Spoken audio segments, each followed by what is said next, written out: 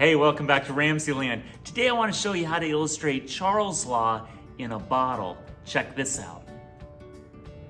All I'm using in this investigation is a 2-liter empty pop bottle, a soda pop fizz keeper, a temperature strip, and isopropyl alcohol.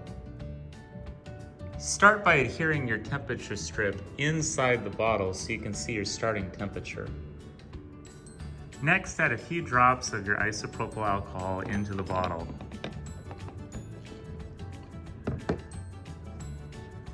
Roll the bottle around so you coat the walls with a little bit of the isopropyl alcohol. Now screw on the soda pop fizz keeper on top of the bottle and take a look at the temperature that you're starting at. We're starting at, it looks like 70 degrees, around 70 to 71 degrees. Now, as you pump the top, you're exerting pressure inside the bottle. Charles' Law states as you increase the pressure of a gas, you also increase its temperature.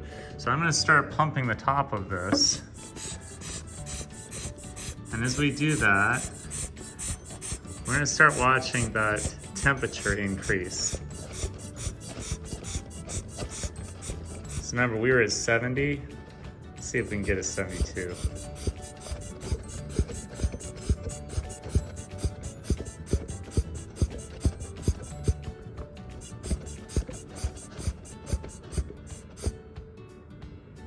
Okay, I think we've got the temperature up to about 74 degrees. We started around 70, and that pressure increased the temperature up to about 4 degrees higher. And something amazing happens when you release the pressure from the bottle. Check this out. Okay, so now I'm gonna release the pressure from the bottle. Watch what happens. Oh, look at this. I had an instant cloud in the bottle. How is that possible? Just look at all that fog inside the bottle.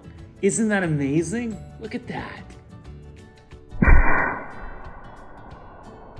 Okay, so what's going on in our awesome cloud bottle is something known as condensation nuclei. So in the atmosphere, when a cloud forms, you've got these tiny microscopic bits of dust and pollen and pollution, and when the temperature changes and water condenses, it condenses on those microscopic particles, and that's how we have clouds and fog. Remember, the only difference between fog and clouds is just altitude. So when we increase the pressure in here, that alcohol kind of works like dust particles in the atmosphere. It gives the water something to condense on. And so when we release it, look what happens.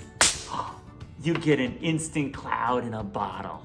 I hope you enjoyed today's edition of RamZland, and I'll see you next time.